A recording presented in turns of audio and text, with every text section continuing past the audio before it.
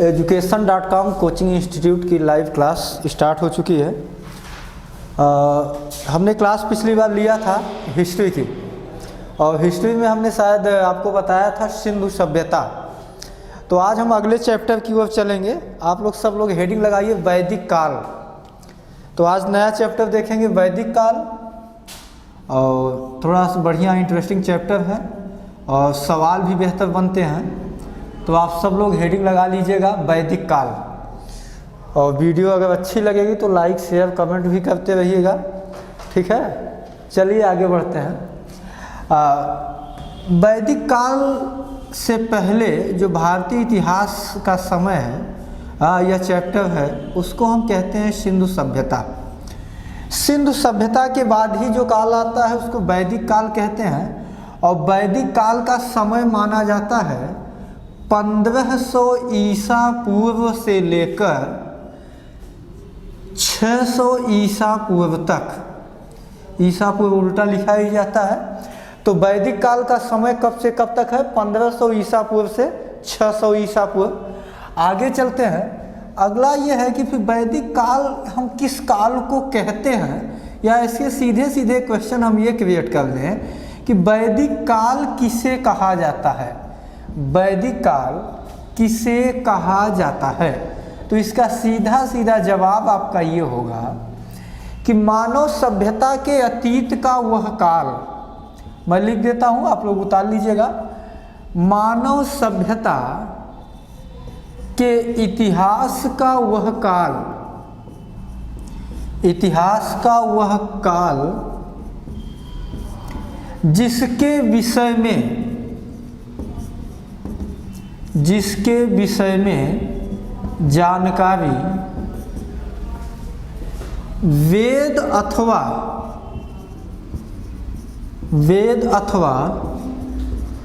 वैदिक साहित्य से मिलती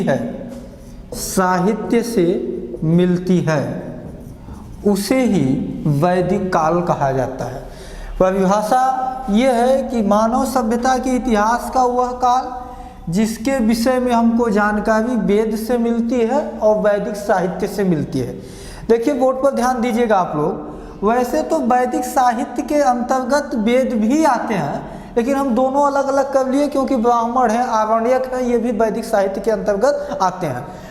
तो एक शब्द आपको के पास मिला वेद, यानी कि, और दूसरा ये मिला कि वैदिक साहित्य। तो यानी कि जिस काल की जानकारी इन चीज़ों से मिल जाए, किससे? वेदों और वैदिक साहित्यों से, उसे ही वैदिक काल कहते हैं। और वैदिक काल का समय आपसे पहले ही बता दिया गया, 1500 ईसा पूर्व से लेकर कब तक है? 600 ईसा पूर्व तक है।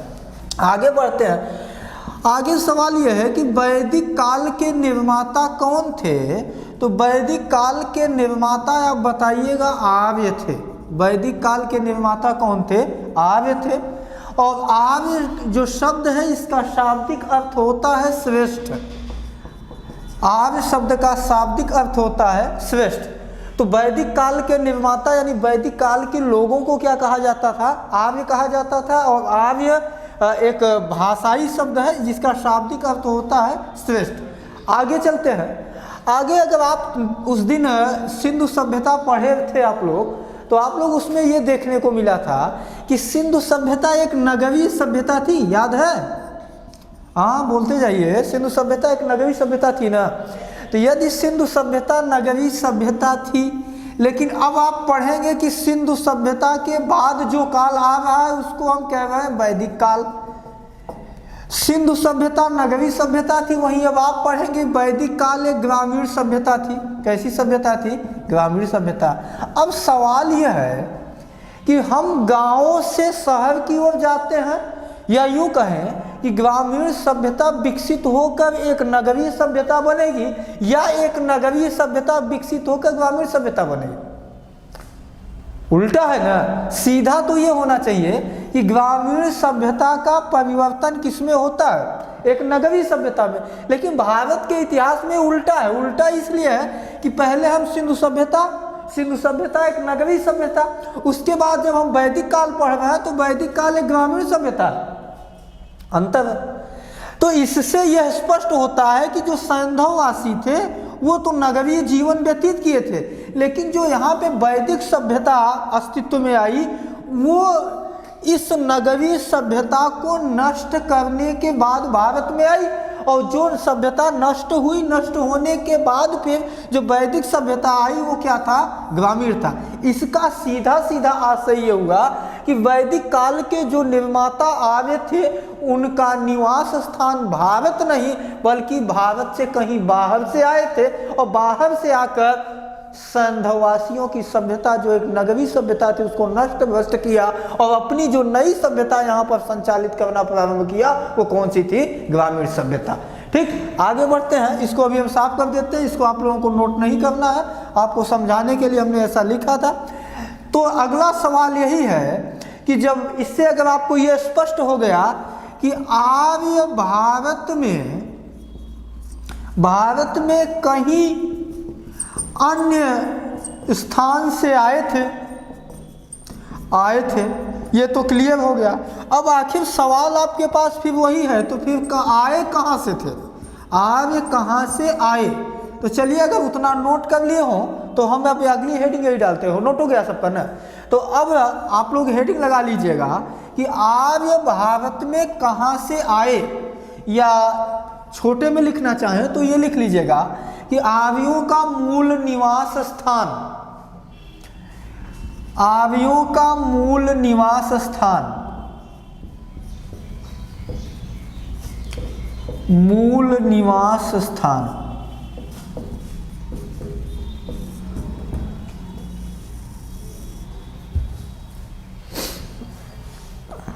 चलिए देखिए, आर्यों के मूल निवास स्थान की जब हम बात करते हैं यानी वो भारत में कहाँ से आए, तो इस मामले में विद्वानों में मतभेद है। अलग अलग विद्वान अलग अलग जगह बताते हैं।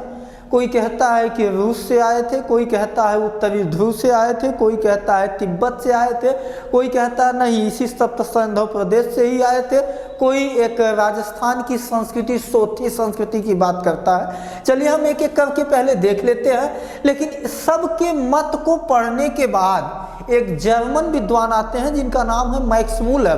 तो मैक्स मूलर के द्वारा जो दिया गया तर्क है वो मान्य है। मान्य क्यों है उसको हम बाद में देखेंगे। पहले ये देखते हैं कि अलग अलग विद्वानों के अनुसार, जैसे पहला हम नाम लेते हैं, एक विद्वान हुए हैं डॉक्टर अविनाश चंद्र। क्या नाम है? डॉक्टर अविनाश चंद्र। तो डॉक्टर अविनाश चंद्र कहते हैं आर्य भारत में कहीं से आए नहीं थे बल्कि आर्यों का उदय सप्त सैंधव प्रदेश से ही हुआ था। अब सप्त सैंधव प्रदेश कौन सा इलाका? जहाँ पे सिंधु सभ्यता बसी थी। अगर हम इसको थोड़ा सा मैप में आपको छोटा सा मैप बना के दिखाएं भारत का, तो अगर ये मान लिए कि ये भारत है, ये वाला जगह क्षेत्र उन दिनों तो पाकिस्तान तो अलग था नहीं, भारत का हिस्सा था। तो अगर इसको हम ऐसे साफ कर दें तो भारत का आकार कुछ यूँ था। आप जानते हैं कि यहाँ से सिंधु नदी निकलती है बहते हुए इस तरीके से यहाँ आती है। उसके बाद इधर इसी क्षेत्र में आपकी सतलज बहती है, रावी बहती है, ब्यास बहती है। कुल मिला के सिंधु तथा उसकी 7 सहायक नदियों के क्षेत्र को ही क्या कहा जाता है? सप्त सैंधव प्रदेश। और सिंधु सभ्यता वाले चैप्टर में हमने आपको बताया था कि यहीं से इतने ही क्षेत्र में ना, उत्तर प्रदेश का आलमगीरपुर, बलूचिस्तान का सुतकांगेडोर, जम्मू कश्मीर का मांडा और दैमाबाद महाराष्ट्र का, याद है ना? तो इसी क्षेत्र में कौन सभ्यता फैली थी? सिंधु सभ्यता फैली थी। तो डॉक्टर अविनाश चंद्र का कहना है कि आर्य भारत में कहीं से नहीं आए थे बल्कि इसी इनका उदय कहाँ से हुआ है? इसी सप्त सैंधव प्रदेश से, जहाँ से सिंधु सभ्यता हमको मिली है, जहाँ पे सिंधु सभ्यता बसी थी। आगे चलते हैं, दूसरे विद्वान आते हैं, एक जिनका नाम है अमलानंद घोष। अमलानंद घोष। तो अमलानंद घोष साहब का कहना है कि आर्य कहीं अन्य जगह से नहीं आए थे बल्कि इनका उदय सोथी संस्कृति से हुआ था। कहाँ से उदय है? सोथी संस्कृति से उदय। यह मत कौन देता है? यह तर्क कौन दे रहे हैं? डॉक्टर अमलानंद घोष। अब सवाल आप लोगों के दिमाग में गूंज रहा होगा, ये सोथी क्या है? तो आप जानिए, सोथी एक जगह है राजस्थान में। तो तो राजस्थान का एक जगह, क्या ये बोल दीजिए कि ये गांव है, वहाँ से कुछ अपना उनको अपने रिसर्च और शोध में मिला होगा कि आर्यों का निवास स्थान या मूल निवास स्थान कहाँ था। राजस्थान का सोथी नामक गांव, क्योंकि उस सोथी गांव की संस्कृति का अध्ययन करने पर कुछ आर्यों की संस्कृति में चीज़ें मिलती जुलती गई, इसलिए उन्होंने कह दिया कि डॉक्टर कि ये कहाँ से आए थे, आर्य भारत में सोथी संस्कृति से। आगे चलिएगा, अब यहाँ से सवाल कैसे बनेंगे हम ये भी बताएंगे। आगे चलते हैं तीसरा। एक विद्वान आते हैं और बाल गंगाधर तिलक का भारत की आज़ादी में बड़ा योगदान है। बाल गंगाधर तिलक को ही भारतीय अशांति का दूत कहा जाता है। इनको कहा था वैलेंटाइन शिरोल ने। बाल गंगाधर तिलक कहते हैं कि भारत में आर्यों का आगमन उत्तरी ध्रुव से हुआ था। आगे चलते हैं, और एक विद्वान आते हैं जिनका नाम है दयानंद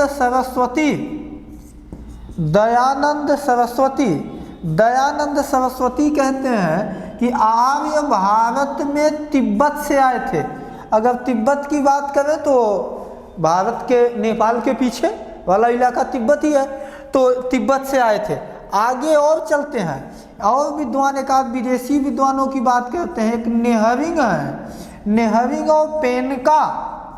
तो नेहरिंग और पेनका के अनुसार आर्य भारत में दक्षिणी रूस से आए थे। और आगे चलिए, आगे क्या, अब एक विद्वान आते हैं जो जर्मन विद्वान हैं, जर्मन विद्वान मैक्स मूलर का कहना है कि आर्य भारत में मध्य एशिया के बैक्ट्रिया नामक स्थान से आए थे। मध्य एशिया के बैक्ट्रिया नामक स्थान से आए थे। इन सभी तर्कों में से कौन सा, डॉक्टर अविनाश चंद्र का, अमलानंद घोष का, बाल गंगाधर तिलक का, दयानंद सरस्वती का, नेहरिंग और पेनका का, और जर्मन विद्वान मैक्स मूलर, इन सभी तर्कों में से सबसे मान्य तर्क किसका माना जाता है? जर्मन विद्वान मैक्स मूलर का, जो उन्होंने बताया था कि मध्य एशिया के बैक्ट्रिया नामक स्थान से ही आर्य भारत में आए थे। अब देखिए सवाल क्या है, यदि किसी का नाम लेके पूछे, जैसे आपसे एग्जाम में ये पूछ लिया जाए कि बाल गंगाधर तिलक के अनुसार आर्य भारत में कहाँ से आए थे, तब तो आपको क्या बताना पड़ेगा? उत्तरी ध्रुव बताना पड़ेगा। दयानंद सरस्वती के अनुसार आर्य भारत में कहाँ से आए थे, तो आपको तिब्बत बताना पड़ेगा, यदि विद्वानों का नाम लेके पूछता है तो। लेकिन यदि किसी विद्वान का नाम न ले, बल्कि आपसे सीधे पूछ लिया जाए कि आर्य भारत में कहाँ से आए थे, तो उसका जवाब आप दीजिएगा मध्य एशिया के बैक्ट्रिया से आए थे। वो इसलिए क्योंकि इन सभी तर्कों में से सर्वाधिक मान्य तर्क जर्मन विद्वान मैक्स मूलर का है। चलिए ये चीज़ें क्लियर हो गई। अब लेकिन आप लोगों के सबके दिमाग में एक सवाल ये उठ रहा होगा कि इन सबके द्वारा दिए गए तर्क क्यों नहीं माने जाते, या इन्हीं का तर्क क्यों माना जाता है। तो चलिए अब अगली हेडिंग हम लगाते हैं कि जर्मन विद्वान मैक्स मूलर का तर्क ही क्यों सही है।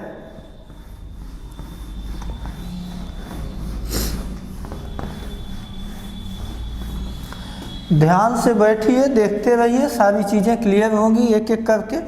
जितने सवाल आपके दिमाग में उठ रहे होंगे सब सवालों के जवाब मिलेंगे। चलिए अब मेरा सवाल ये था, ये आगे हम लोग ये बढ़े कि मैक्स मूलर का ही तर्क मान्य क्यों है। मैक्स मूलर का तर्क मान्य क्यों? इसके पीछे दो कारण हैं। कारण नंबर 1 हम इधर देखेंगे और कारण नंबर 2 हम इधर देखेंगे। आइए बोर्ड पर ध्यान दीजिए। आर्य जब भारत में आए तो वैदिक काल के शुरुआती समय को आपको पता होगा, आगे हम क्लियर करेंगे और बेहतर। ऋग वैदिक काल कहा जाता है। ऋग वैदिक काल का समय आपका माना जाता है 1500 से 1000 और 1000 से 600 उत्तर वैदिक काल का समय माना जाता है। तो इस पहले काल में, ऋग वैदिक काल में भारत में यानी सप्त सिंधु प्रदेश में, और अगर स्पेशलाइज क्षेत्र की बात करें तो पंजाब में ग्रंथ की रचना हुई थी। वो ग्रंथ कोई और नहीं बल्कि क्या था, ऋग्वेद था। ऋग्वेद की रचना कहाँ हुई, सप्त सिंधु प्रदेश में। अगर कोई स्टेट करके पूछे तो क्या बताएंगे, पंजाब में। जब आर्य प्रारंभिक काल में मध्य एशिया से बैक्टीरिया आए तो उन्होंने एक, मध्य एशिया के बैक्टीरिया से भारत आए तो उन्होंने एक ग्रंथ लिखा जिसका नाम है ऋग्वेद, जिसको हम भारत का सबसे प्राचीन वेद भी माने जाते हैं। तो पहला तर्क उन्होंने कहा कि जब भारत में आर्यों के द्वारा ऋग्वेद की रचना हो रही थी तो इसी के समकालीन या इसी के समय ईरान में एक और ग्रंथ लिखा गया था जिसका नाम था जैन अवेस्ता। ईरान है कहाँ, मध्य एशिया का क्षेत्र है। ईरान मध्य एशिया का क्षेत्र है ना। तो जिस समय यहाँ पर कौन सा ग्रंथ लिखा गया, ऋग्वेद, उस समय मध्य एशिया के ईरान यानी बैक्टीरिया के क्षेत्र में कौन सा ग्रंथ लिखा गया, जैन अवेस्ता। समानता मिल रही है। जिस समय यहाँ पे ऋग्वेद लिखा जा रहा है वहाँ पे कौन सा, जैन अवेस्ता। आगे चलिए। ऋग्वेद का जो प्रमुख देवता है, ऋग्वेद के जो प्रमुख देवता हैं उनको क्या कहा जाता है, ऋग्वेद के प्रमुख देवता इंद्र थे। जबकि जैन अवेस्ता के जो प्रमुख देवता थे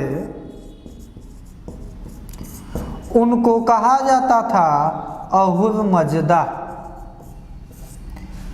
तो समानता नंबर 1, जब यहाँ पे ऋग्वेद लिखा गया तो वहाँ जैन अवेस्ता, यहाँ पर ऋग्वेद के प्रमुख देवता इंद्र और वहाँ पे प्रमुख देवता कौन है, अहुरमज़दा। इसके अलावा मैक्स मूलर ने जैन अवेस्ता और ऋग्वेद के अध्ययन के पश्चात यह बताया कि दोनों ग्रंथों का अध्ययन करने के पश्चात भारत की आर्य संस्कृति और मध्य एशिया की संस्कृति में पर्याप्त समानताएं मिलती हैं। कहने का आशय ये हुआ कि यदि आप सोचिए कि जिस तरीके से आर्यों का रहन सहन खान पान भारत में है ऐसे ही वहाँ के मध्य एशिया के लोगों का भी है। तो रहन सहन और खान पान में भी समानता मिलने के कारण बाकी साहित्यिक समानता मिली रही है, देवताओं की समानता मिली रही है, इसके अलावा रहन सहन खान पान भी मिल रहा है। तो क्या हम नहीं कह सकते कि चूँकि सारी चीज़ें मिलती जुलती है इसलिए आर्य भारत में मध्य एशिया के बैक्टीरिया से आए थे। एक समानता क्लियर हो गई। मैंने कहा था इसके पीछे उन्होंने 2 कारण बताए थे, एक ये है। चलिए आइए दूसरा देखते हैं। यदि आपसे एक सवाल ये पूछ लिया जाए कि दुनिया का सबसे प्राचीनतम अभिलेख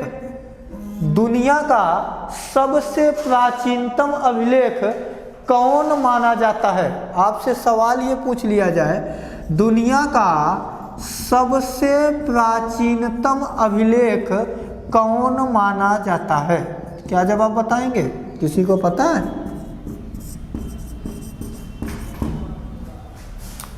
तो दुनिया के यदि हम प्राचीनतम अभिलेखों की बात करते हैं तो दुनिया का सबसे प्राचीनतम अभिलेख माना जाता है बोगज-कोई अभिलेख।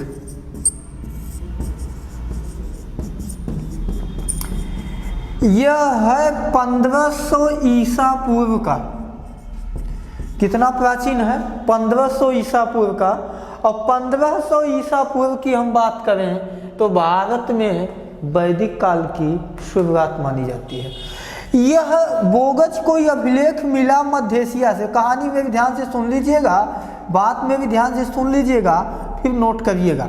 बोगज को यह अभिलेख मिला है मध्य के, मध्य में एक जगह है जिसको कहा जाता है एशिया माइनर, एशिया माइनर।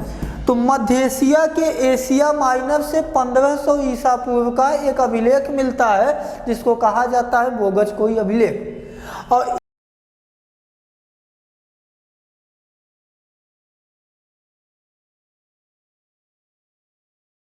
इस बोगज कोई अभिलेख में दो वंशों, कुछ बोला क्या आप लोगों, दो वंशों के बीच हुई संधि का, दो वंशों के बीच हुई संधि का उल्लेख मिलता है। ये दो वंश थे, आपको नाम मजेदार मिलेगा, एक का नाम था हितन्नी और दूसरे का नाम था मितन्नी। बात समझ में आई? बोगज कोई अभिलेख में दो वंशजों, कौन वंशज, हितन्नी और मितन्नी के बीच हुए संधि का उल्लेख है। वैसे हम आप सब जब कोई बातचीत समझौता वाला करते हैं या आपस में कोई मित्रता की भावना रखते हैं या एक दूसरे पर विश्वास जब जताने का प्रयास करते हैं, तो कभी कभी होता है ना कि हम भगवान कसम खा के कह रहे हैं या लक्ष्मी को साक्षी मान कर कह रहे हैं या दुर्गा को साक्षी मान कर कह रहे हैं, तो इनमें भी दोनों राजाओं के भी, दोनों वंशों के बीच क्या हो रही है, संधि हो रही। तो हितन्नी और मितन्नी दोनों वंशजों ने लिखा क्या अभिलेख में, अब आपको मजा आ जाएगा। अभिलेख में लिखा उन्होंने इंद्र, मित्र, नासत्य और वरुण, कितने देवताओं की सौगंध ली गई है, 4 देवताओं की। कौन कौन से, इंद्र, मित्र, नासत्य और वरुण। किस अभिलेख में इनकी सौगंध ली गई है, बोगज कोई अभिलेख में। किस लिए, ये सब संधि हो रही है दोनों के बीच। अगर बोगज कोई अभिलेख जो मध्य एशिया से मिल रहा है उसमें इंद्र, मित्र, नासत्य और वरुण का उल्लेख मिल रहा है, तो ऋग्वेद में इंद्र का भी उल्लेख मिलेगा और 9वां मंडल आप जानते हैं, सॉरी हाँ 8वां मंडल वरुण देवता को ही समर्पित है। तो देवताओं में भी समानता मिली। अभी यहाँ तक कौन समानता थी, साहित्यिक समानता, देवताओं में भी समानता, रहन सहन खान पान में भी समानता, और उन 4 देवताओं का नाम जो भारत में भी उस समय पूजे जाते थे आर्यों के द्वारा। तो इन दोनों कारण से, इन्हीं दोनों तर्कों से, तर्क नंबर 1 और तर्क नंबर 2 से मैक्स मूलर ने यह सिद्ध कर दिया कि आर्य कहीं और से नहीं बल्कि मध्य एशिया के बैक्टीरिया से ही भारत आए थे। क्लियर हो गई बातें ना, ये भूलेगा नहीं। अब एकदम देखिए, इतिहास को रटने की कोशिश मत करिए, इतिहास को समझने की कोशिश करिएगा, और जब समझे रहेंगे तो एग्ज़ाम टाइम में विकल्प जब मिलेगा ना तो आप थोड़ा सा अपना दिमाग लगाएंगे तो उसका आंसर आप आसानी से पकड़ लेंगे। ये नहीं होगा तो फिर ये क्यों होगा। अब आप बताओ, आपको ये रटने की आवश्यकता नहीं है ना कि मैक्स मूलर का तर्क अधिक मान्य है। अब इतनी चीज़ें हम खोल के आपके सामने रख दिए तो आपको अब क्लियर हो जाना चाहिए सारी चीज़ें। कौन बताया है, मैक्स मूलर बताया है, इतना बेहतर तर्क। क्योंकि इतिहास क्या है, इतिहास जो तर्क और साक्ष्य पर हो लिखा जाए वही इतिहास।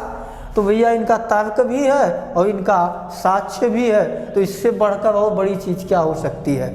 और मैक्स मूलर के विषय में एक बात और जान लीजिएगा कि मैक्स मूलर एक ऐसे यूरोपीय विद्वान हैं जिन्होंने भारत में संस्कृत भाषा का अध्ययन किया था। इसके अलावा बहुत आप विद्वानों का B.A. स्मिथ का नाम सुना होगा, लेनपूल का नाम सुना होगा। इन सब लोगों ने भारत में आकर संस्कृत भाषा का अध्ययन नहीं किया था, बल्कि मैक्स मूलर जो था वो संस्कृत का अध्ययन किया था, तभी तो वेदों को पढ़ पाया। तो इधर नोट हो गया है आप लोगों का, अभी नहीं हो पाया है? तो चलिए, इधर अगर हो गया हो तो हम इसको साफ करते हैं, आप लोग इधर का देखिएगा। चलिए, तब से ऊपर का तो हम साफ ही कर सकते हैं ना।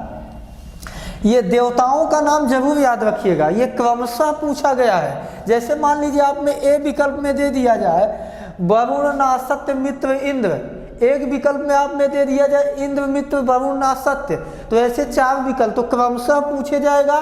तो इंद्र, मित्र और इंद्रमित्र, नासत्य और वरुण, आप ऐसे याद करिएगा।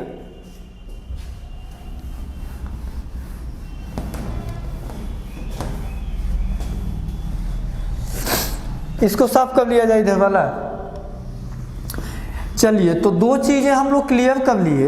एक क्लियर ये हो गया कि वैदिक काल किसे कहा जाता है, तो जिस मानव सभ्यता के इतिहास के जिस काल की जानकारी हमको वेदों से मिलती है या वैदिक साहित्यों से मिलती है उसे वैदिक काल कहा जाता है।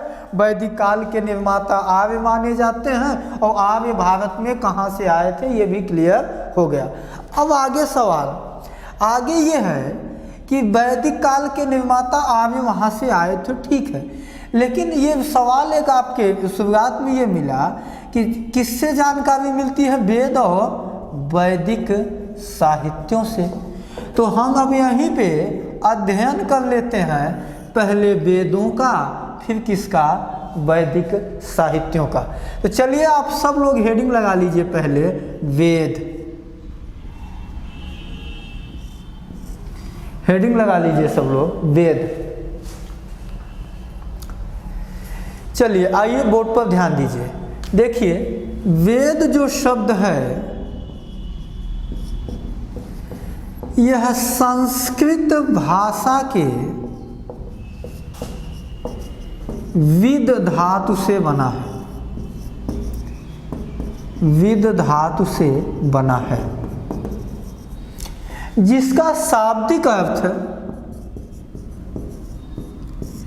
जिसका शाब्दिक अर्थ होता है ज्ञान।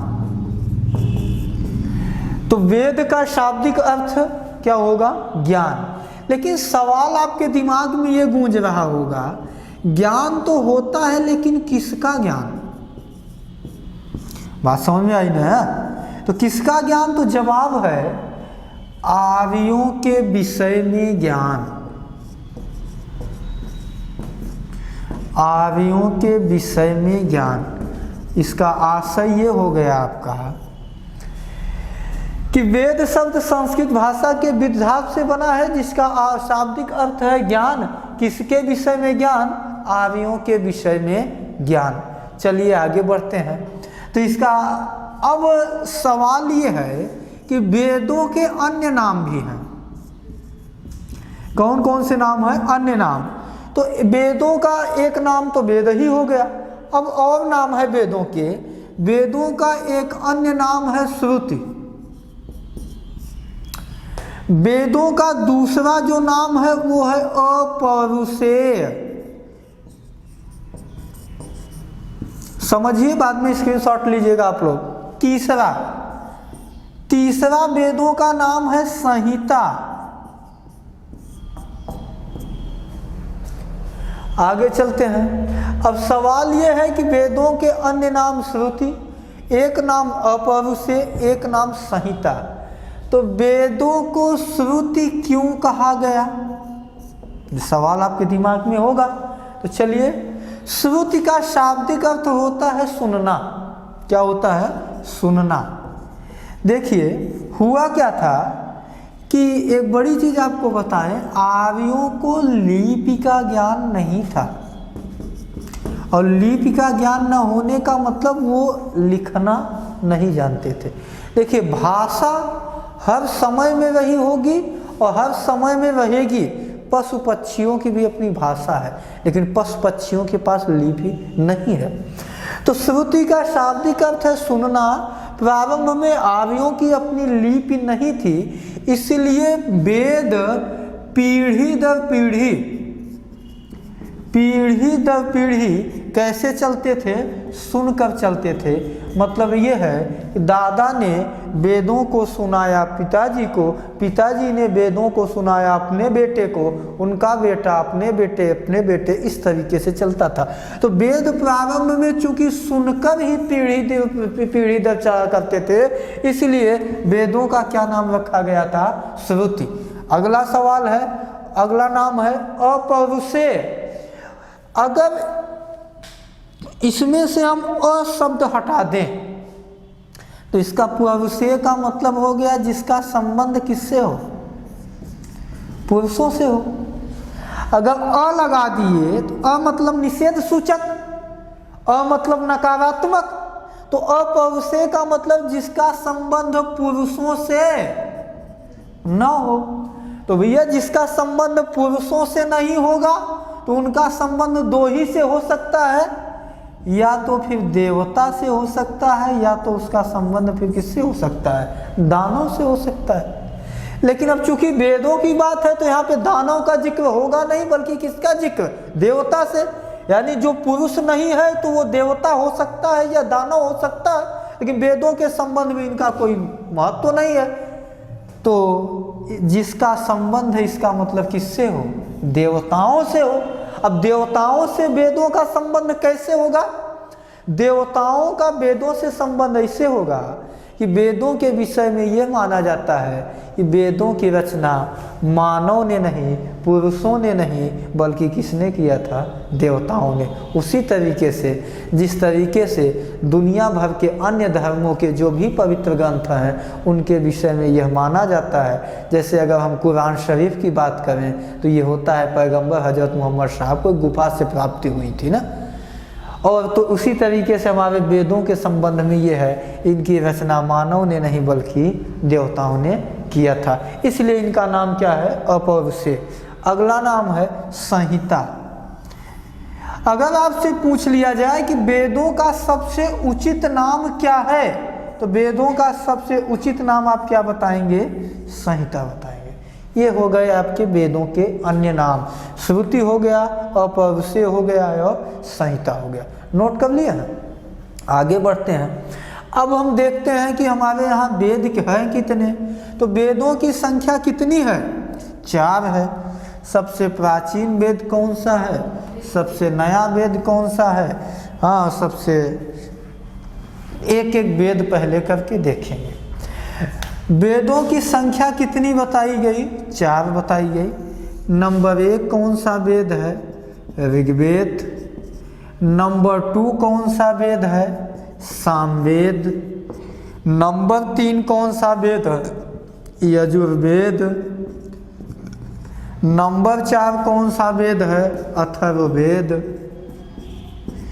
ये हो गए आपके 4 वेद, क्रमशः कौन से, ऋग्वेद, सामवेद और यजुर्वेद। एक शब्द है, बड़ा फेमस शब्द है, सवाल पूछता है कि वेद त्रयी, त्रयी का मतलब 3, वेद त्रयी में कौन सा वेद शामिल नहीं है, कौन सा वेद नहीं शामिल है, तो आपका जवाब क्या होना चाहिए, अथर्ववेद। इसका मतलब वेद त्रयी में ऋग्वेद, सामवेद और कौन सा वेद शामिल है, यजुर्वेद शामिल है। तो ये ध्यान रखिएगा, ये वेद त्रयी में अथर्ववेद शामिल नहीं है, लेकिन इन तीनों वेदों की रचना मानी जाती है कि उत्तर वैदिक काल में हुई है, और इसकी रचना मानी जाती है किस काल में हुई है, ऋग वैदिक काल में हुई है। तो ऋग्वेद की रचना कब हुई, ऋग वैदिक काल में, जबकि सामवेद, यजुर्वेद और अथर्ववेद के विषय में ऐसा माना जाता है कि इनकी रचना उत्तर वैदिक काल में हुई है। आगे बढ़ा जाए, आगे बढ़ते हैं। तो अब ऋग्वेद की रचना भले ऋग वैदिक काल में हुई, देखिए क्रम मैं इसलिए बता रहा हूँ कि ऐसा नहीं कि आप वेद त्रयी पूछे तो ये पहले इसको अलग कर दीजिए, नहीं, तब हमारा ग्राफ यहाँ आएगा, अलग कौन होगा, ये अलग होगा, ठीक है ना। इसलिए मत ये कहिएगा कि 3 उत्तर वैदिक काल तो वेद त्रयी, नहीं, वेद त्रयी में ऋग्वेद, सामवेद, यजुर्वेद को शामिल किया गया है। चलिए अब हम एक वेद की हेडिंग लगाते हैं और उसके विषय में डिटेल से पढ़ते हैं। पहला वेद सब लोग हेडिंग लगाइए, ऋग्वेद। तो ऋग्वेद से संबंधित जितने भी सवाल आपके एग्जाम में आते हैं हम उतना क्लियर करेंगे। बाकी हम लोग इंस्टाग्राम पे भी कोशिश करेंगे कि PDF फाइल भी अवेलेबल करवा दें, तो विस्तृत में डिटेल में जानकारी वहाँ भी मिलेगी। लेकिन यहाँ पे क्लास में हम लोग डिटेल में तो चल ही रहे हैं, लेकिन उतना ही जितना कि एग्ज़ामों में पूछा जाता है। तो चलिए सब लोग हेडिंग लगाते हैं ऋग्वेद, और ऋग्वेद के विषय में जानकारी प्राप्त करते हैं। पहला बात तो ये है कि ऋग्वेद भारत का या वेदों में सबसे कौन सा वेद है? प्राचीन वेद है। इसमें है क्या? ऋग्वेद में 8 अष्टक सॉरी 8 अष्टक, 10 मंडल, 1028 सूक्त तथा 10,580 मंत्र कह लीजिए या आप श्लोक कह लीजिएगा। तो ऋग्वेद में कितने अष्टक? 8 अष्टक, कितने मंडल? 10 मंडल, सूक्त कितने हैं? 1028 सूक्त है, और मंत्र या श्लोक कितने हैं? 10,580 हैं। अगला सवाल कि ऋग्वेद के भाग कितने हैं? तो ऋग्वेद के भाग हैं 3। देखिए बोर्ड पर न, पहला भाग कौन सा है? साकल, दूसरा भाग है वास्कल, और तीसरा जो भाग है उसको आप जो भी पढ़ना चाहें पढ़िए, बालशिल्य पढ़िए या बालखिल्य पढ़िए, उसको हम ख भी पढ़ते हैं और उसको हम सब ही पढ़ते हैं। आगे बढ़ा जाए। अब आपसे सवाल ये पूछता है कि वर्तमान में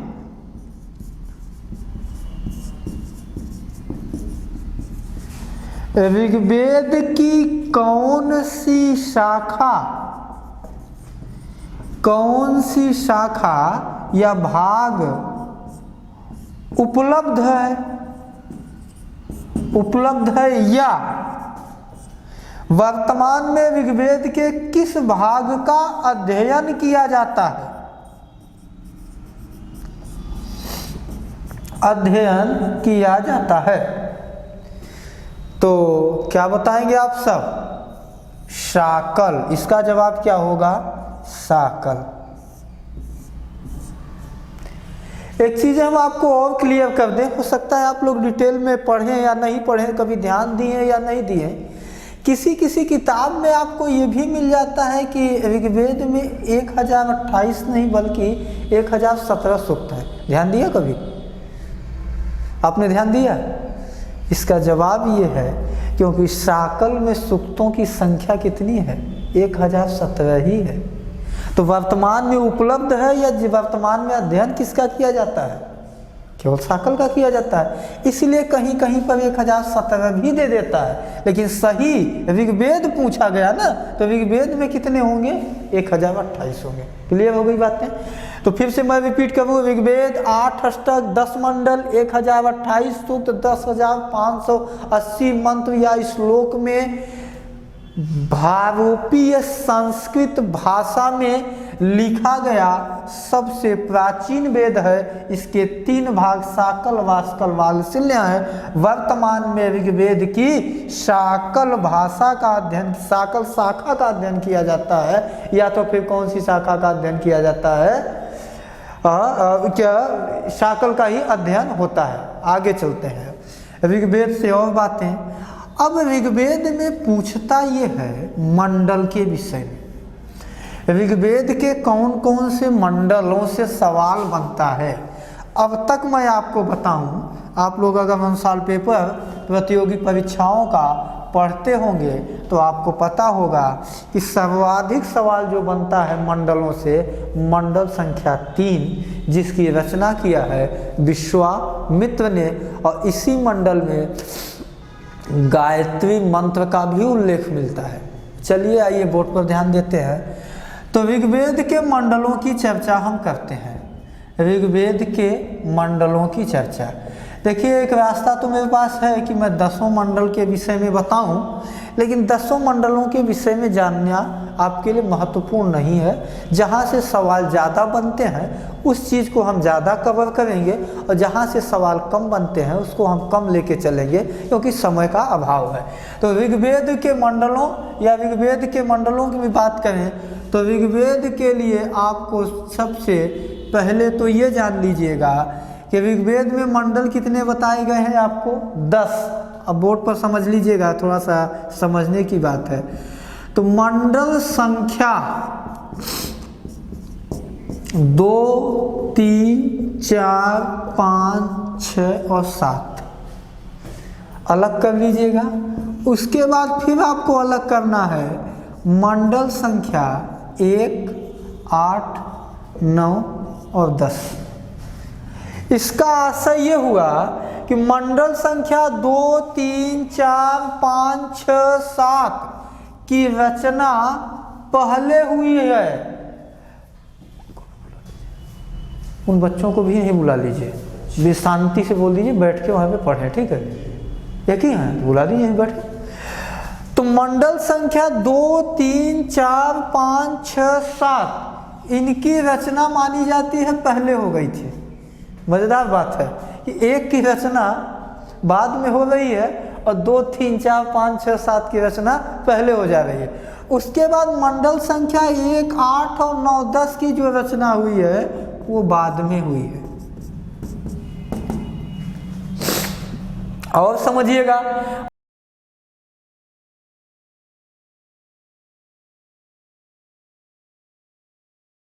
मंडल संख्या 2, 3, 4, 5, 6, 7 जिनकी रचना पहले हुई है उनको नाम दिया जाता है गोत्र मंडल, और जिन मंडलों की रचना बाद में हुई है 1, 8, 9 और 10 इनको नाम दिया जाता है परिशिष्ट मंडल।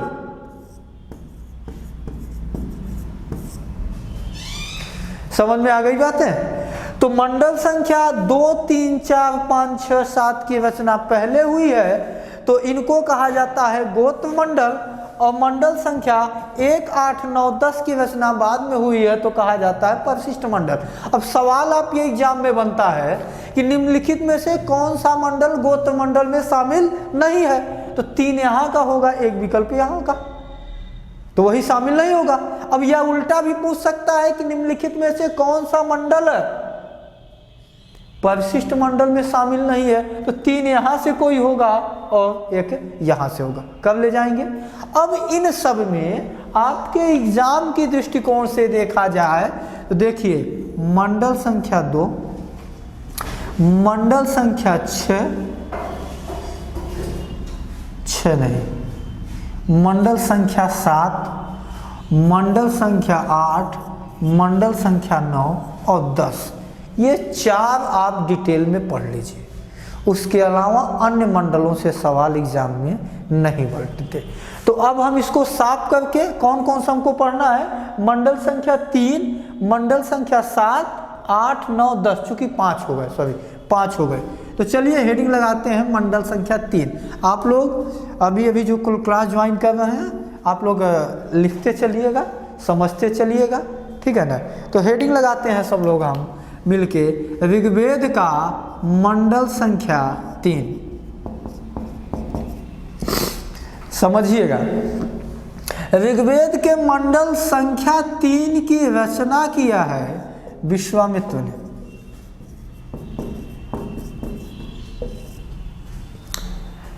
तो मंडल संख्या 3 के रचनाकार विश्वामित्र। आगे बढ़ते हैं। मंडल संख्या 3 के रचनाकार विश्वामित्र हैं और इसी मंडल में गायत्री मंत्र का उल्लेख मिलता है।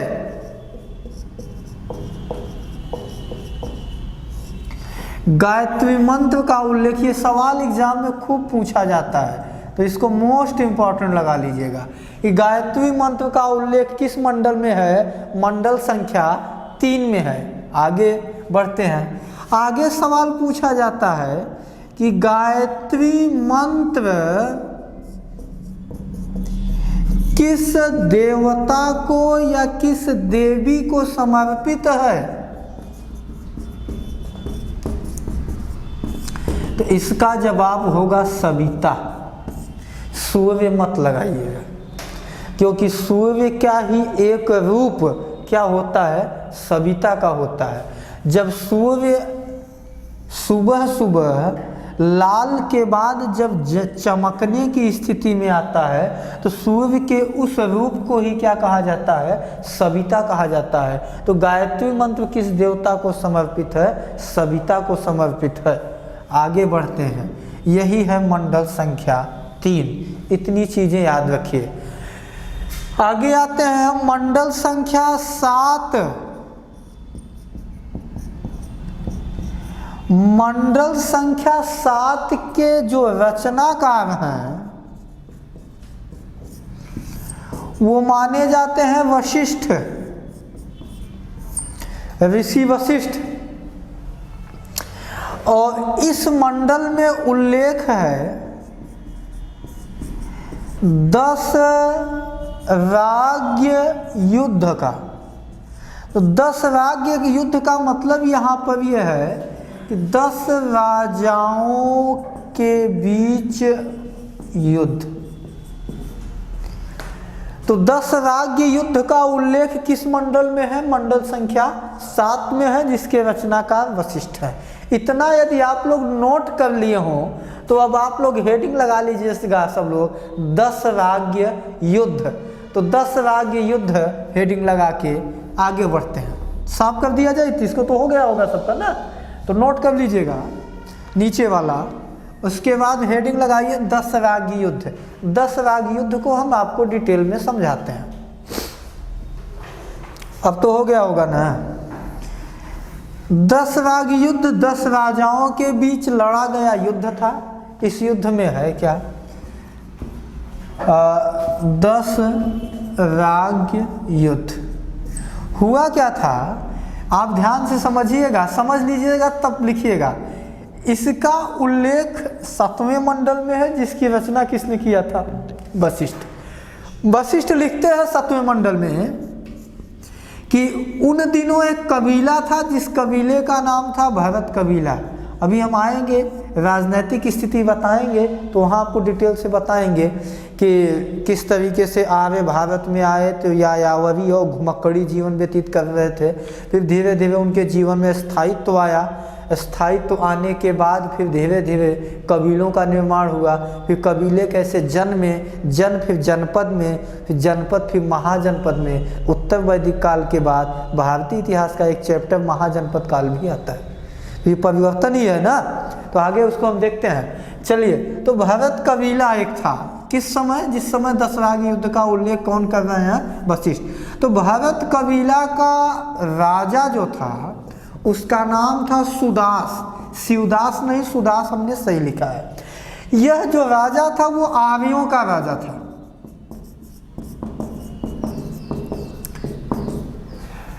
तो वशिष्ठ लिखते हैं कि आर्यों का राजा सुदास था। किस कबीले का राजा था? भरत कबीले का। इस राजा सुदास के प्रारंभिक पुरोहित, शब्द लिख लेते हैं, प्रारंभिक पुरोहित थे विश्वामित्र। पुरोहित तो आपको समझते हैं ना, आज भी हर घर में पुरोहित होते हैं। हाँ, विवाह विवाह के शुभ अवसर पर पुरोहित आते हैं ना। तो उसी तरीके से राजा सुदास के प्रारंभिक पुरोहित कौन थे? विश्वामित्र थे। लेकिन ऐसा कहा जाता है कि जब सुदास के पुरोहित विश्वामित्र थे तो भरत जो कबीला था इसका धन धान्य रूप से यह विकास नहीं कर रहा था। अब चीज़ें हैं जो लिखी हैं उसको समझिए, कर रहा था। कहने का आशय ये है कि जब सुदास के पुरोहित विश्वामित्र थे तो भरत कबीले का विकास नहीं हो रहा था। इसीलिए सुदास ने विश्वामित्र को पुरोहित के पद से हटा दिया। पुरोहित के पद से जब सुदास ने विश्वामित्र को हटा के किसको बनाया अपना पुरोहित? वशिष्ठ को। तो नए पुरोहित कौन बन जाते हैं? वशिष्ठ बन जाते हैं। अब आप इसको समझ सकते हैं कि तीसरे मंडल की रचना विश्वामित्र ने किया है, लेकिन विश्वामित्र चूंकि हटाए गए थे ना, इसलिए उन्होंने इसकी चर्चा नहीं किया है। अब चूंकि इनको हटाकर बना कौन था? वशिष्ठ ने। कौन सा मंडल है? 7वां मंडल है, तो जिसमें इसका उल्लेख है। आगे चलते हैं। अब हुआ क्या कि जब विश्वामित्र को हटा दिया गया तो विश्वामित्र इसको लेकर बुरा मान गए। इतना बुरा मान गए कि भरत कबीले से निकलकर उस समय 10 अनार्य, आर्य का उल्टा, आर्य का मतलब श्रेष्ठ मैंने बताया था, और अनार्य का मतलब जो श्रेष्ठ नहीं है। तो 10 अनार्य राजाओं से जाकर मिला और इन 10 अनार्य राजाओं का एक संघ बनाया और एक संगठन बनाया। ये काम कौन कर रहे हैं? विश्वामित्र कर रहे हैं। तो 10 राजाओं का संगठन बनाकर राजा सुदास पर आक्रमण होता है। कौन आक्रमण कर रहा है? विश्वामित्र किसके साथ मिलकर? 10 अनाथ राजाओं के साथ मिलकर आक्रमण हुआ और यह युद्ध लड़ा गया परुष्णी नदी के तट पर। अब परुष्णी नदी कहाँ है भैया? तो जो लोग थोड़ा बहुत भी जानते होंगे, प्राचीन नदियों के नाम कुछ और थे, जैसे सतलज का शतुद्री, ब्यास का विपाशा, रावी का परुष्णी, झेलम का वितस्ता, सरस्वती का नदितमा, चिनाब का आस्किनी। आएंगे आगे हम बताते हैं, इसी चैप्टर में वो भी आएगा। तो परुष्णी नदी के तट पर राजा सुदास और 10 अनाथ राजाओं के संघ के बीच युद्ध हुआ और इस युद्ध में सुदास विजयी हुआ। यानी किसका पक्ष विजयी हुआ? वशिष्ठ का। तो वशिष्ठ खुशी खुशी लिखेंगे तो है, अगर हारे होते तो काहे लिए लिखते ना। तो यही सवाल है कि 10 राज्य युद्ध का उल्लेख किस वेद में है? तो जवाब क्या देंगे? ऋग्वेद में। किस मंडल में है? तो जवाब क्या देंगे? 7वें मंडल में। अब बाकी हम साफ कर देते हैं। एक सवाल का जवाब आप बताइए, आप लोग यदि समझ पाए हो तो ये बताइए कि 10 राज्य युद्ध का कारण यदि आपसे पूछ लिया जाए कि किन कारणों से 10 राज्य युद्ध हुआ था, तो क्या जवाब देंगे?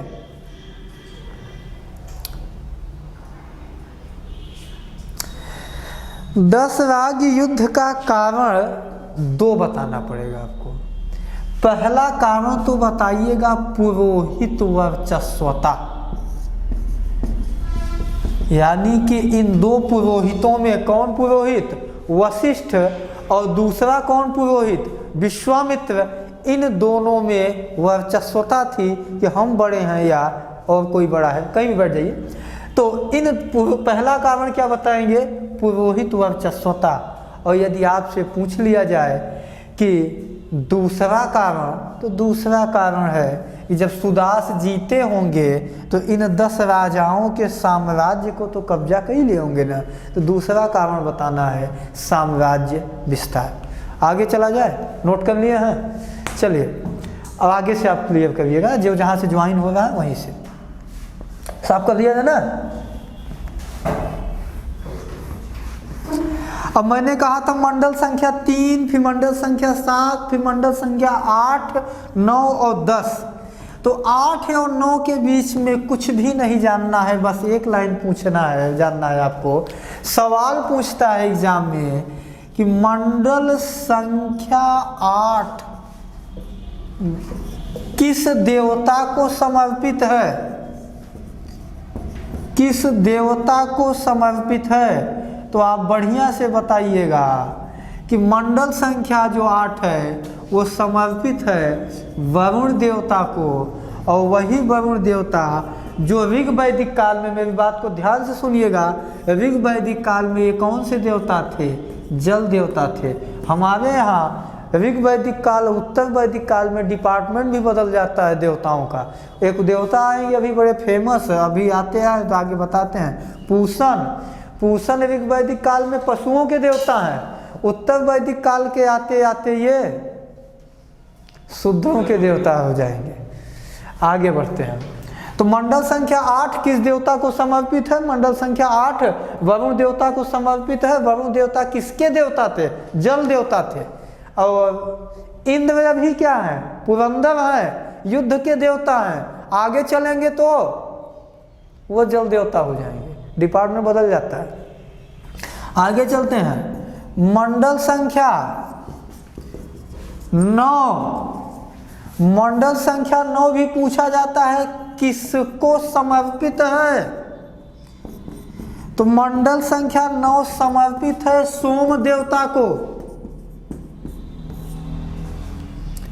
अब ये सोम देवता के विषय में थोड़ा सा जान लीजिएगा, बात आप लोग बोलिएगा थोड़ा कम। हाँ, सोम देवता को समर्पित है। अब एक सवाल यहीं से, मैं सवाल से इसको बताने की कोशिश करता हूं। पूछा जाता है आर्यों का सबसे प्रिय पेय पदार्थ, पेय पदार्थ का मतलब पीने वाला, तो आर्यों का सबसे प्रिय जो पेय पदार्थ था उसको कहा जाता था सोमरस।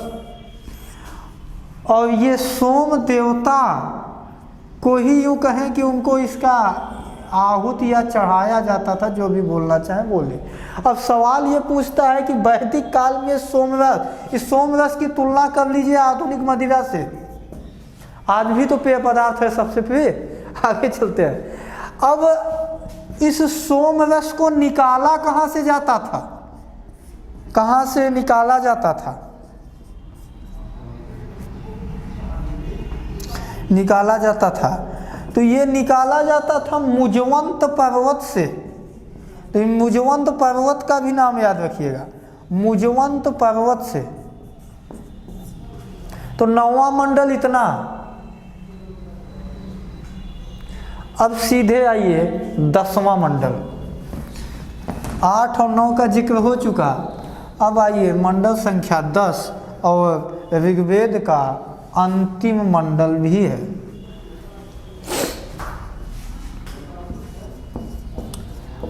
मंडल संख्या 10।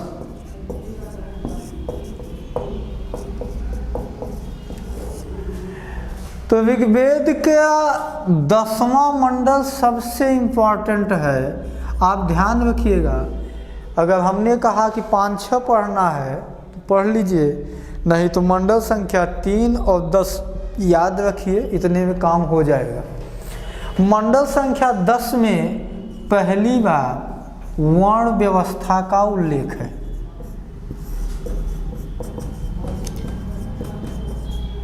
आपको मैंने बताया कि मंडल संख्या 2, 3, 4, 5, 6, 7 पहले लिखे गए, 1, 8, 9 और 10 बाद में, लेकिन सबसे बाद में 10 लिखा गया। इसका मतलब यह है कि 10वें मंडल की रचना ऋग वैदिक काल के अंतिम समय में हुई होगी ना, अंतिम समय में। तो ऋग वैदिक काल के प्रारंभिक समय में समाज में वर्ण व्यवस्था नहीं थी। कब आई? बाहर समाज में वर्ण व्यवस्था कब आई? अंतिम समय में। इसीलिए इसका उल्लेख किसमें है? 10वें मंडल में, यानी अंतिम मंडल में है। तो ऋग्वेद के 10वें मंडल का एक सूक्त है जिसको कहा जाता है पुरुष सूक्त। और पुरुष सूक्त में पहली बार वर्ण व्यवस्था का उल्लेख मिलता है। कितने वर्ण होते हैं? 4, ब्राह्मण, क्षत्रिय, वैश्य, शूद्र। इतना ही नहीं लिखा गया 10 मंडल में। 10वें मंडल में ये कहा गया कि विराट नामक एक व्यक्ति की बलि दी गई। बलि का मतलब तो समझते हैं ना।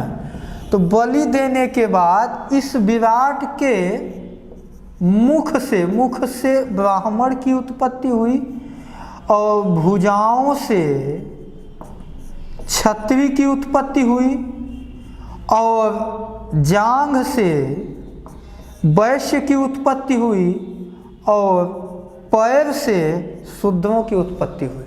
नोट करिए।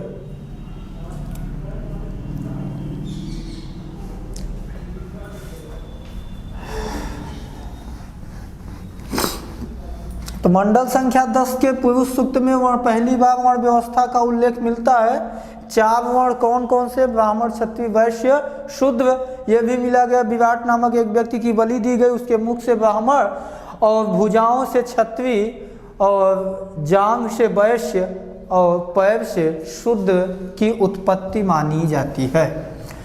अगला वेद हेडिंग लगाइए अब सब। साम वेद।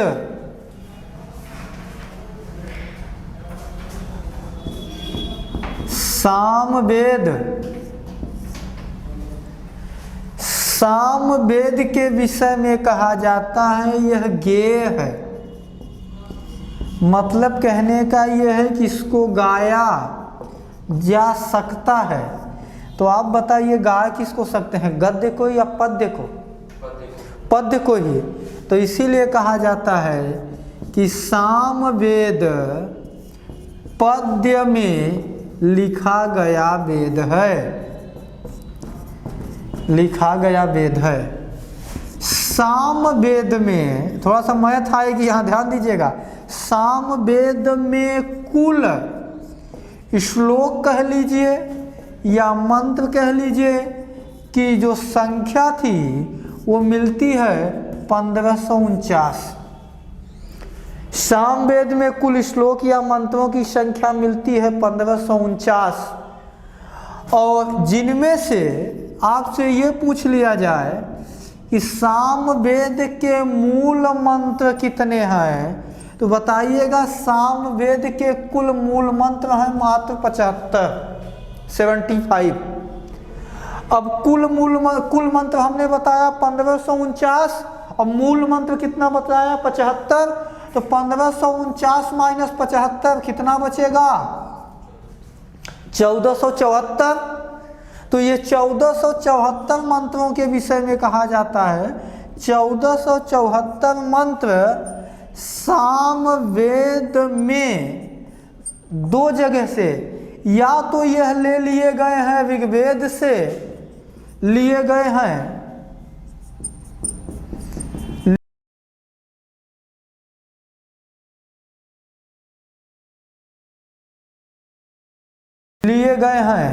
या ये 1474 मंत्र ऋग्वेद से लिए गए हैं, या इनकी पुनरावृत्ति हुई है, यानी रिपीटेड है, पुनरावृत्ति हुई है।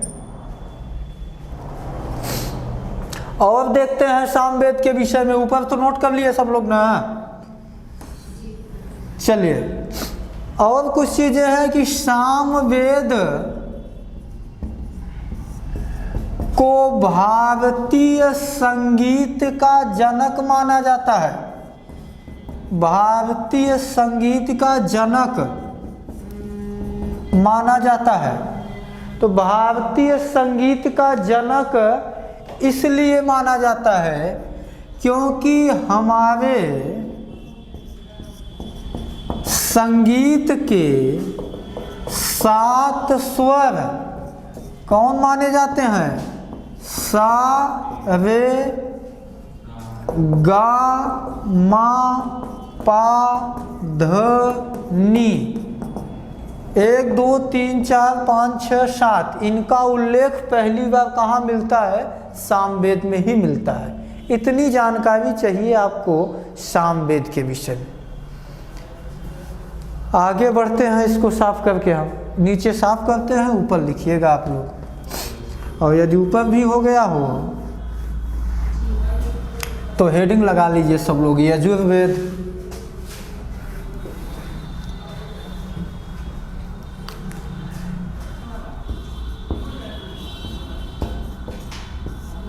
यजुर्वेद, यजुर्वेद की विशेषता नंबर 1 कि यह गद्य में भी लिखा गया है और यह पद्य में भी लिखा गया है। और ऐसी कोई भी विधा जो गद्य में भी लिखी गई हो और पद्य में भी विधि लिखी गई हो, तो उसको एक नया नाम देते हैं, चंपू शैली। तो आपसे सवाल पूछता है कि चंपू शैली में लिखा गया वेद कौन सा है, तो जवाब होता है यजुर्वेद। क्यों? क्योंकि यह गद्य और पद्य दोनों में लिखा गया है। आगे बढ़ते हैं। यजुर्वेद जो है, यजुर्वेद के 2 भाग हैं, भाग नंबर 1 है शुक्ल यजुर्वेद और भाग नंबर 2 है कृष्ण यजुर्वेद।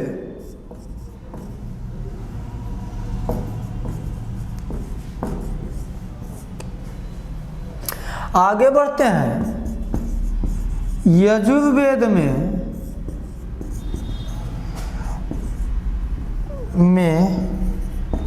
कुल 40 अध्याय तथा 1990 मंत्र या श्लोक हैं। आगे बढ़िए। यजुर्वेद में यज्ञीय कर्म कांड का उल्लेख मिलता है।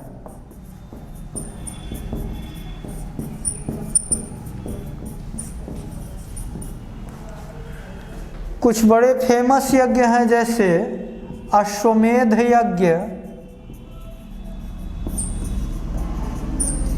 राजसूय यज्ञ, वाजपेय यज्ञ, पुरुषमेध यज्ञ आदि। तो इन यज्ञों के करने संबंधी विधि विधान का उल्लेख यजुर्वेद में मिलता है। ऊपर से हम साफ कर सकते हैं। अब आप लोग लास्ट वेद हेडिंग लगा लीजिए, जिसको कहा जाता है अथर्ववेद।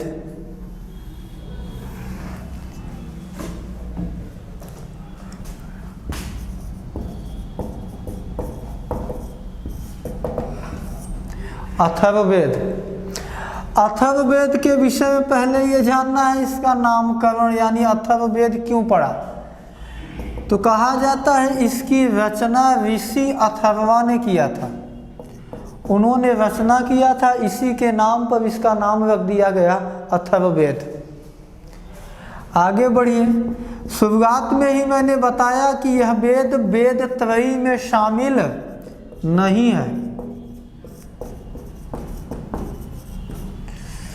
आगे चलते हैं। आपसे पूछ लिया जाए कि ऐतिहासिक दृष्टिकोण से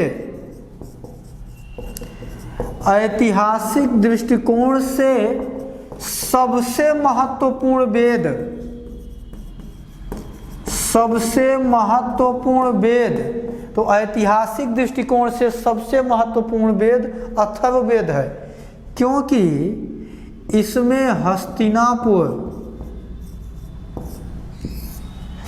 और इसके अलावा हस्तिनापुर आदि जनपदों का उल्लेख मिलता है। आदि जनपदों का उल्लेख मिलता है। आगे बढ़ते हैं। आप लोगों ने क्या कहते हैं उसका नाम सुना होगा, प्रजापति एक देवता होंगे। अभी हम जब पढ़ाएंगे तो बताते हैं। तो अथर्ववेद में सभा और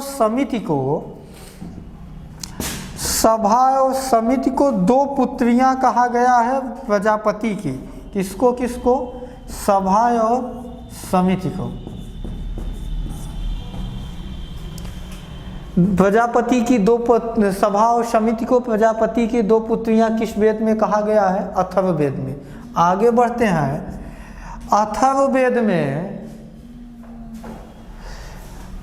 अथर्ववेद में कुल 20 अध्याय,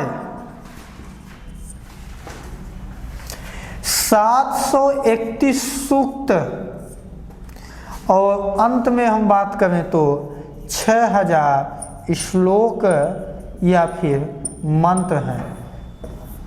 याद रखिएगा, एक पुस्तक और आगे आएगी अर्थशास्त्र, उसमें भी 6000 श्लोकों की बात की गई है। तो ये रहा आपका अथर्ववेद। एक टॉपिक हम अभी और लेंगे। वेद आपका कंप्लीट हो गया। ब्राह्मण ऊपर से साफ कर सकते हैं।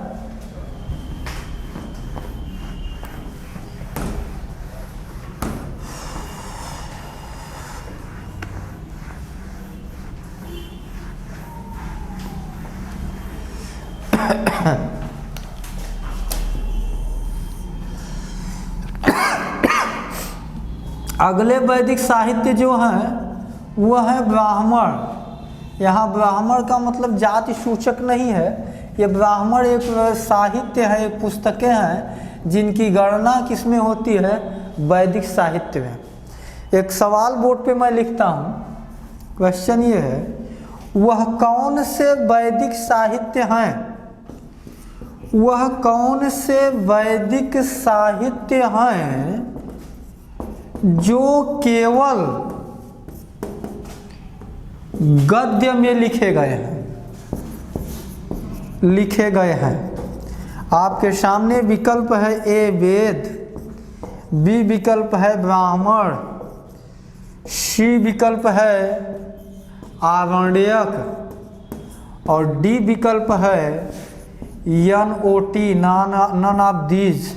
तो इसका जवाब होगा ब्राह्मण सही। क्यों जवाब होगा? इसी क्वेश्चन से इसको स्टार्ट करते हैं।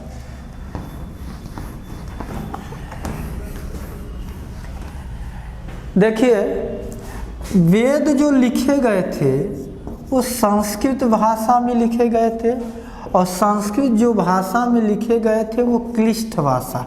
क्लिष्ट का मतलब क्या था? कठोर था। क्लिष्ट और कठोर भाषा को आप लोग भी बचपन में हिंदी की किताब में लिखा हिंदी में होता था, लेकिन उसका कठोर था, कठिन होता था, तो संदर्भ सहित व्याख्या किया करते थे। संदर्भ लिखते थे, प्रस्तुत गद्यांश या पद्यांश हमारी पाठ्य पुस्तक भाषा किरण से, सारी चीज़ें, फिर प्रसंग लिखते थे, फिर उसकी व्याख्या किया करते थे। तो वेद भी जो है उसके लिखे गए थे वो संस्कृत भाषा, क्लिष्ट यानी कठोर भाषा में लिखे गए थे। अब इस क्लिष्ट और कठोर भाषा को साधु संत ऋषि महात्मा पढ़ सकते थे, लेकिन आम जनता नहीं पढ़ सकती थी। तो वेदों में क्या लिखा गया है वो चीज़ें आम जनता भी पढ़ ले, इसीलिए ही उत्तर वैदिक काल में वेदों की व्याख्या की गई। क्या की गई? वेदों की व्याख्या। तो वेदों की व्याख्या को ही ब्राह्मण कहा जाता है। तो ऐसे लिखिए, वेदों को आम जनता तक पहुंचाने के उद्देश्य से उत्तर वैदिक काल में वेदों की व्याख्या की गई। और ये वेद, तो अब आपसे सवाल पूछा जाए ब्राह्मण क्या है, तो आप जवाब दीजिएगा कि वेदों की व्याख्या ही ब्राह्मण है।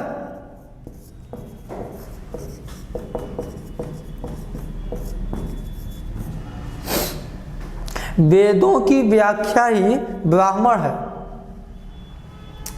और बोर्ड पर थोड़ा सा समझिएगा, यदि वेदों की व्याख्या ही ब्राह्मण है तो आपको पता है कि कुछ वेद गद्य में है, कुछ वेद पद्य में है, कुछ गद्य और पद्य दोनों में है।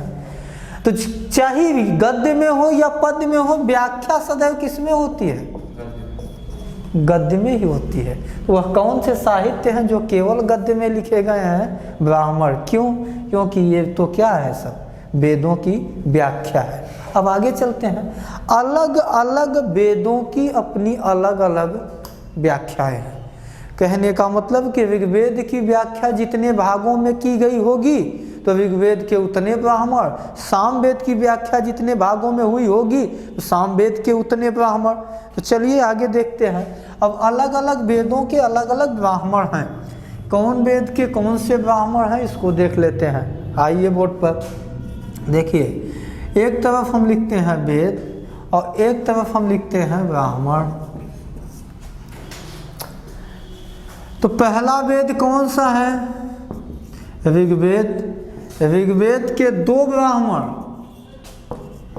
नंबर 1 ऐतरेय और नंबर 2 है कौशितकी ब्राह्मण। आगे चलिए, वेद संख्या 2 है सामवेद। सामवेद के 3 ब्राह्मण, पंचविंश, षड्विंश और तीसरा है जैमिनीय। आगे बढ़ते हैं। अगला है यजुर्वेद। यजुर्वेद के दो ब्राह्मण, एक है शतपथ और दूसरा है तैत्तिरीय।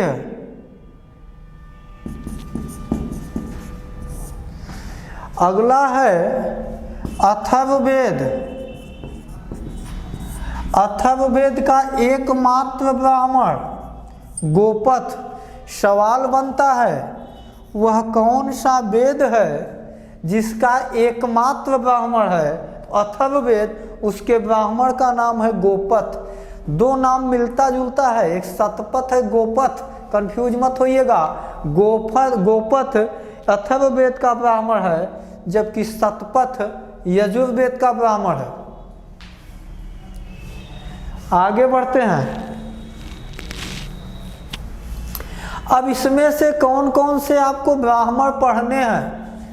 देखिए, ऐतरेय ब्राह्मण पढ़ लीजिएगा ध्यान से, फिर षड्विंश ब्राह्मण, जैमिनीय, शतपथ और तैत्तिरीय। यानी कि आपके 2, 3, 5, 2, 7, 1, 8 ब्राह्मण है। 8 में से पढ़ना कितने को है? 5 को ही। काहे पढ़ना है भैया, ये देख लेते हैं। चलिए, ये तो क्लियर हो गया ना। ऐतरेय और कौशितकी किसके ब्राह्मण हैं? ऋग्वेद के। पंचविंश, षड्विंश और जैमिनीय किसके हैं? सामवेद के। शतपथ और तैत्तिरीय किसके हैं? यजुर्वेद के। और गोपथ किसका है? अथर्ववेद का। कौन सा वेद है जिसका एक ही ब्राह्मण है? वो कौन सा है? यजुर्वेद है। चलिए, उधर नाम लिखा रहने दीजिएगा, हम इधर मिटा के बात कर लेते हैं। पहला है ऐतरेय ब्राह्मण। तो ऐतरेय ब्राह्मण में ये पूछता है राजा के राज्याभिषेक तथा राजसूय यज्ञ का उल्लेख कहाँ मिलता है? आपसे पूछा जाए कि पहली बार राजा या राजा के राज्याभिषेक या राजसूय यज्ञ, इससे ये क्लियर हो गया कि राजसूय यज्ञ भी तभी संपन्न किया जाता था जब राजा का राज्याभिषेक होता था। तो इसका उल्लेख किस ब्राह्मण में है? ऐतरेय ब्राह्मण में है। चलिए आगे देखते हैं। अगला है, मैंने कहा अगला जो महत्वपूर्ण है वो उस ब्राह्मण महत्वपूर्ण है जो वो है षड्विंश। षड्विंश, षड मतलब 6, विंश मतलब 20, तो टोटल कितना हो गया? 26। चूंकि इसमें अध्याय कितने हैं? 26 हैं, इसलिए इसको कहा गया षड्विंश ब्राह्मण। आप लिख नहीं रहे हैं क्या पीछे? अच्छा, अब आगे चलते हैं। षड्विंश ब्राह्मण को अद्भुत ब्राह्मण भी कहा जाता है। अद्भुत ब्राह्मण भी कहा जाता है। आगे चलते हैं। षड्विंश ब्राह्मण को अद्भुत ब्राह्मण भी कहा जाता है। आगे अद्भुत ब्राह्मण इसलिए कहा जाता है, बच्चों दिखाई दे रहा है आप लोगों को? अद्भुत ब्राह्मण इसलिए कहा जाता है, अभी 10 मिनट ले सकते हैं ना? अद्भुत ब्राह्मण इसलिए कहा जाता है क्योंकि इसी में प्राकृतिक आपदाओं का उल्लेख है। प्राकृतिक आपदाओं का उल्लेख है। प्राकृतिक आपदा जैसे बाढ़ और भूकंप, इनका उल्लेख कहाँ मिलता है? षड्विंश ब्राह्मण में मिलता है। तो चलिए, हम ऐतरेय ब्राह्मण और षड्विंश ब्राह्मण देख लिए हैं। अगली क्लास में देखते हैं जैमिनीय, तैत्तिरीय और शतपथ। तो आज यहीं से क्लास ओवर करते हैं। बाय, और फिर मिलते हैं अगली क्लास में।